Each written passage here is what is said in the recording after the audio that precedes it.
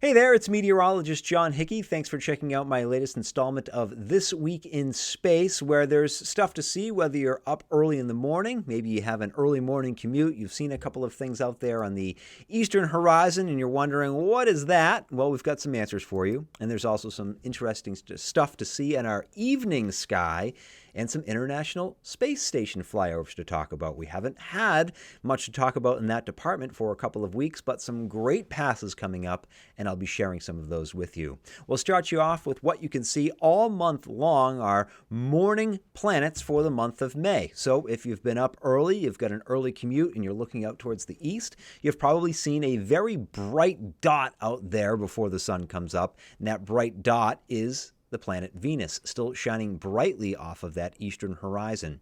Now, Saturn is nearby, tough to see. It's getting washed out in dawn's light, but it's there. A small telescope or binoculars can help you see that. Mercury, real hard to see here early in the month of May, but as the month goes on, Mercury will come up higher off of that eastern horizon, and it will make it easier to spot. It's a very kind of small reddish dot. You can see it with the naked eye, but given that dawn's light happening earlier and earlier these days, a small telescope or a small pair of binoculars would even help you be able to pick that out. The planets for the evening continue to be Mars and Jupiter. Jupiter will be visible all month long. However, what I tell you is get out there kind of earlier in the month to be able to see it. As the month goes on, it dips lower and lower towards that western horizon after sunset.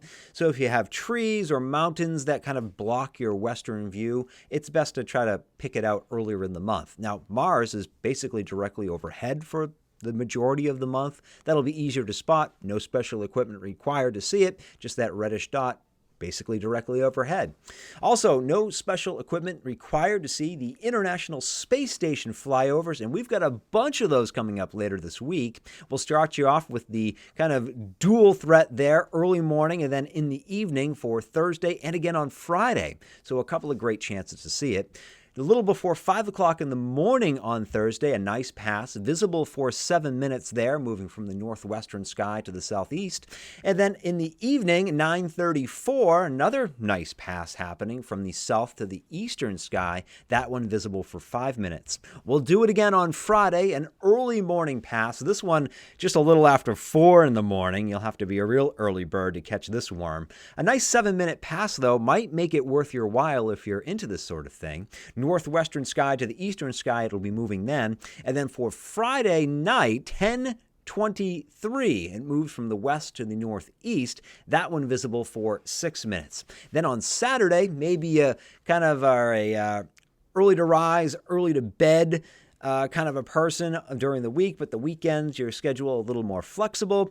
That would give you a nice chance to see the nice pass of the space station happening on Saturday, May the 10th, 9:35. It'll happen in the evening, moves from the west to the northeastern sky. Also, coming up for the weekend, Mother's Day weekend, mind you, some nice views of our waxing gibbous moon on either side of Spica. Spica is the brightest star or object in the constellation Virgo. Spica is also what's known as a binary star system, which means it's not one, but two stars rotating around each other, and they have a bluish hue to them. They're a blue star.